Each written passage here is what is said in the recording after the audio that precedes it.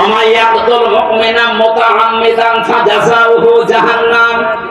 যে ব্যক্তি একটা মুমিনকে বিনা কারণে হত্যা করবে ইচ্ছাকৃতভাবে, আমার তো মনে হচ্ছে 8 সাল থেকে শুরু করে 24 সাল পর্যন্ত যত মানুষকে আপনি মেরেছেন সব ইচ্ছা করি।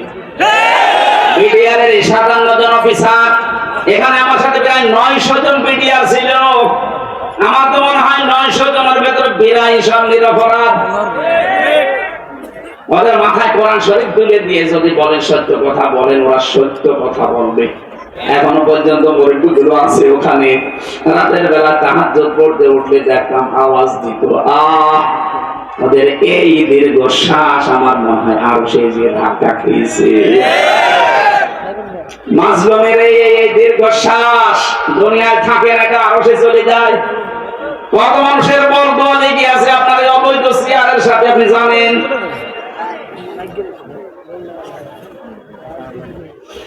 মানুষ যারা হত্যা করলেন, এই যে সরকারি জরিপেটা 2732 জন মানুষের সাথে আপনি জড়িত, এদেরকে ডাইরেক্ট হোক ইনডাইরেক্ট হোক মেরে ফেললেন, অথচ এদের পক্ষে কোনো দলিল আপনার কাছে নেই।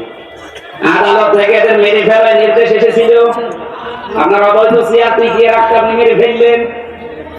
এই গণহত্যার সাথে যারা জড়িত, তারা যে বিকৃত, তারা যে নিন্দিত, তারা যে ঘৃণিত, পৃথিবীর ইতিহাসের দিকে তাকান। হিটলার, চেঙ্গিস খান, তারা যদি নিন্দিত ঘৃণিত হয়ে থাকতে পারে গণহত্যার সাথে জড়িত হওয়ার কারণে, বাংলাদেশে যিনি গণহত্যা চালিয়েছে তাকে আল্লাহ নিন্দিত ঘৃণিত এগুলো বানিয়ে দেবে। কালের আবর্তনে তার নামগুলো দেখবেন মানুষ গালি হিসাবে ব্যবহার করবে। এখন যদি কাউকে বলেন যে অ্যাসিডের বাচ্চা, ও যেমন রেগে যায়, 50 বছর যেতে দেন, ওই নামকে যদি আপনি গালি হিসাবে ব্যবহার করেন, ওই অমকের বাচ্চা, ওই এমনি রেগে যায়।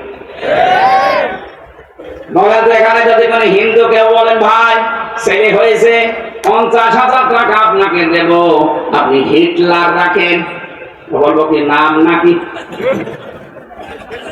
হিটলার, ইয়াসিদ, কত সুন্দর নাম, অথচ ইয়াসিদ নামটাও রাখতে রাজি না।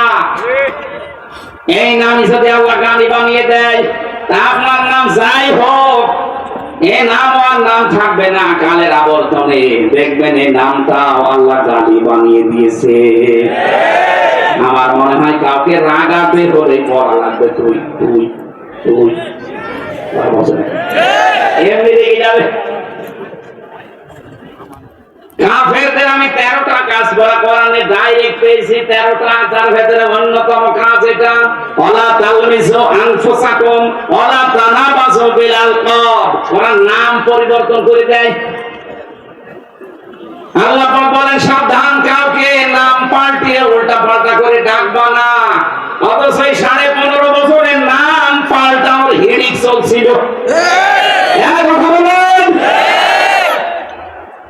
জিয়াউর রহমান আন্তর্জাতিক বিমানবন্দরের নাম পাল্টিয়ে এমন একটা নাম দিয়েছে, মুসলমানদের আবেগের জায়গা শাহজালাল, এখন আর মোসাও যায় না। শয়তান জাতে মাথা হলো, তাহলে ঠিক ছিল। এদেশে ঢাকার আপনি আলেমদের নামও পাল্টিয়ে দিয়েছেন। আল্লামা শাহ আহমেদ শফি রহমাতুল্লাহ আলাইহি, তার নামও আলেমরা পাল্টিয়ে দিয়েছে পেতুল হুজুর। শহীদ আল্লামা দেলাওয়ার হোসেন সাইদি রহমাতুল্লাহ আলাইহি, তার নামও পাল্টিয়ে দিয়েছে দেল্লু সিকদার। এখন বলছেন শহীদ আব্দুল কাদের মোল্লা, তার নামও পাল্টিয়ে দিয়েছে কসাই কাদের। আপনি তাকান, আমার নামও পাল্টিয়ে দিয়েছে পিসকে হুজুর। আমি পিসকে, রফিকুল ইসলাম মাদানি, ওরে যদি পিসকে বলে তাও মেনে নেওয়া যায়। এটা আমার এই পর্যন্ত আমার সাথে 2 মাস ছিল, আমারে আপনি পিসকে বলেন কোন কারণে?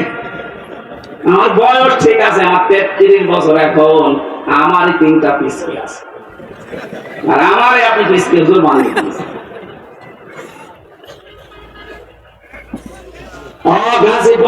যারা মানুষ হত্যার সাথে জড়িত, তাদের 1 নাম্বার শাস্তি কোরআন বলছে, ওরা জাহান্নামে যাবে।